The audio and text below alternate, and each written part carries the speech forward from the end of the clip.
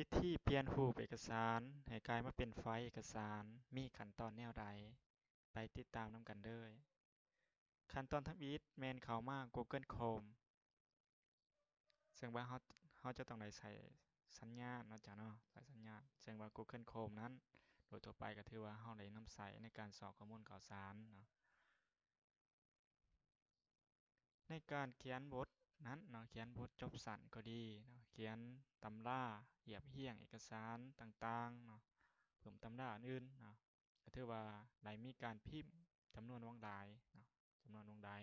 เก็บข้อมูลจากบรรดาตำราต่างๆในเมื่อก่อนก็ถือว่าใช้เวลาโดนเนาะแต่ปัจจุบันนี้เนาะ Google Chrome ก็จะมีเพิ่นก็มีหรือว่ามีหลายวิธีเนาะมีหลายวิธีในนั้นGoogle Chrome ก็ถือว่าเป็นวิธีหนึ่งในการแปลงรูปเอกสารให้กลายมาเป็นไฟล์เอกสาร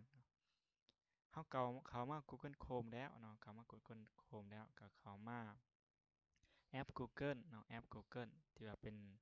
รูปหรือว่าสัญลักษณ์ตาตารางจัตุรัสอยู่นี้เนาะ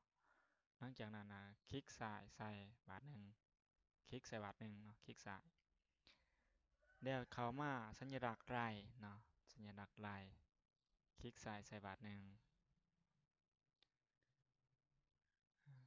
ถ้าว่าทานได้บ่ทันก็แม่นย้อนไปเบิ่งคืนอีกบาทหนึ่งเนาะจ้ะเนาะย้อนไปเบิ่งคืนอีกบาทหนึ่งหลังจากนั้นเข้ามาใหม่เข้ามาใหม่เข้ามาใหม่แล้วอัปโหลดไฟล์อัปโหลดไฟล์ในที่นี้ก็คือว่าเรายังบ่ทันมีรูปก็ต้องได้เอานำรูปเข้าไปเนาะนำรูปเข้าไปนำรูปเข้าไปแนะนำเนาะแนะนำก็คือเราจะต้องได้มีรูปเนาะเราต้องมีรูปเอกสารหรือว่ารูปหนังสือที่ว่าเราต้องการเปลี่ยนจากรูปเอกสารให้กลายมาเป็นไฟล์เอกสารนั้นเนาะดังนั้นต้องได้ถ่ายในแต่ละหน้าเนาะจ้ะถ่ายแต่ละหน้าด้วยด้วยกล้องที่แจ้งดีด้วยกล้องที่แจ้งดีหรือว่าจะสแกนจากพรินเตอร์ก็ได้เนาะสแกนจากพรินเตอร์ก็ได้ถ่ายด้วยกล้องสมาร์ทโฟนที่แจ้งดีเนาะจ้ะเนาะถ้าว่าแจ้งดีจะเฮ็ดให้การเปลี่ยนจากรูปมาเป็นไฟล์เอกสารนั้นถูกต้องครบถ้วนเนาะหลังจากเรามีรูปแล้วเนาะมีรูปแล้วก็คลิกใส่รูปเนาะคลิกใส่รูปเอกสารดับเบิลคลิกใส่ก็ถือว่าเปิดเนาะหรือว่าเรามาใส่ Open ก็ได้เนาะอ่า Open ก็ได้หรือว่าดับเบิลคลิกใส่ก็ได้อ่าแล้วข้าพเจ้าเข้ามา Open เนาะOpen นี่เพิ่นกำลังนำเข้าแล้วเนาะอัปโหลดใกล้สำเร็จนี่เข้ามาแล้วเนาะมีเอกสารเข้ามาในนี้แล้วเนาะมีรูปเข้ามาในนี้แล้วรูปเอกสารเข้ามาในนี้เดี๋ยวเราคลิกขวาใส่บาทหนึ่งคลิกขวาใส่รูปเนาะคลิกขวานี่ติดตามไปนำกันนะจ๊ะเนาะคลิกขวาเดี๋ยวจะได้คำว่าเปิดด้วยคลิกขวาเปิดด้วยGoogle เอกสารคลิกใส่นี่กำลังเปลี่ยนเพิ่นกำลังเปลี่ยนซึ่งความไวความสะดวกมันขึ้นกับสัญญาณนี่มาแล้วเดี๋ยวเราจะได้ส่วนหนึ่งนี่ยังเป็นรูปตัวเก่าเนาะส่วนหนึ่งเป็นรูปตัวเก่าส่วนหนึ่งเป็นรูปตัวเก่าเด้อรูปตัวเก่านี่รูปตัวเก่านี่ในความหมายกวีนิยายผู้พระทางเป็นเรื่องของบรรณคดีอินเดียเนาะจ๊ะเนาะนี่เนาะเราก็จะได้รูปแล้วก็เป็นไฟล์เอกสารหลังจากนั้นขั้นตอนถัดไปก็แม่นก๊อปเอาส่วนที่เป็นไฟล์เอกสารนี้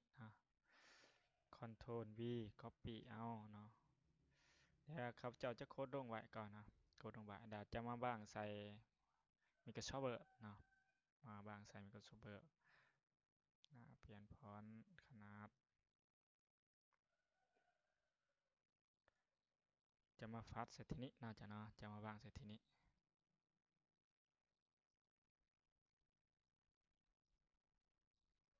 นี่มาแล้ว หลังจากนั้นก็แม่นเฮาเปลี่ยนเนาะเปลี่ยนขนาดเปลี่ยนฟอนต์แปลงเอาบัดนี้เนาะ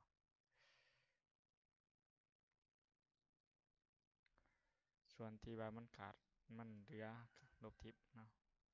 ความหมายเนื้อในความหมาย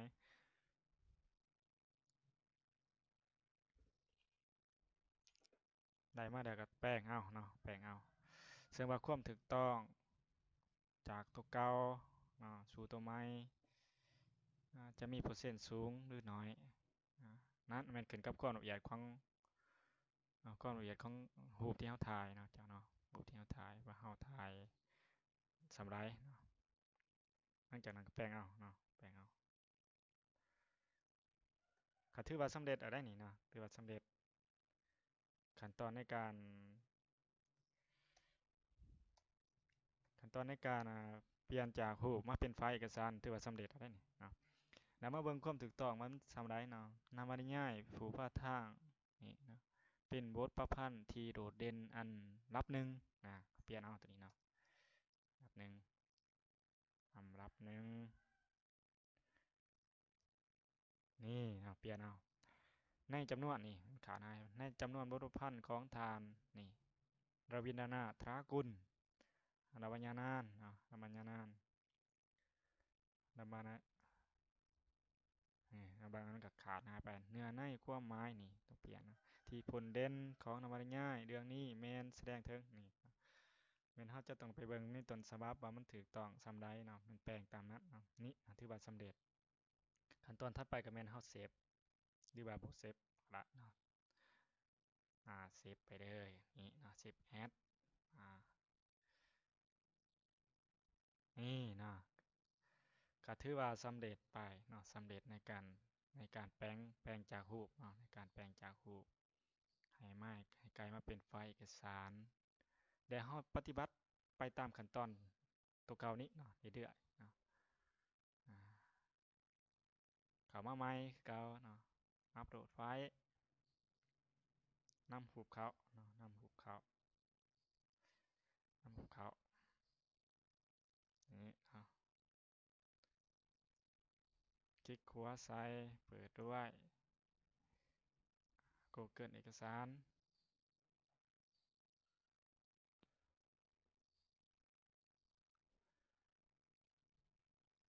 อ่ายังรอท่าเนาะรอท่าเป็นประมวลนี่ออกมาแล้วเนาะออกมาแล้วนั่นมันง่ายปานง่ายมือแต่ข้อยได้ใช้เงินเข้าในหุ้นส่วนต่างๆซึ่งให้ประโยชน์ได้พึ่งพาเงินเท่านั้นเออนั่นมันง่ายปานง่ายมันขาดหายไปอ่ะนี่copy เอาอ่ะ copy เอา Ctrl C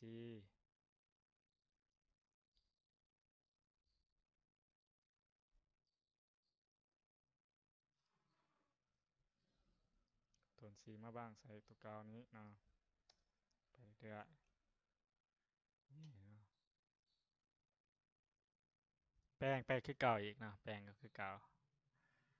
นี่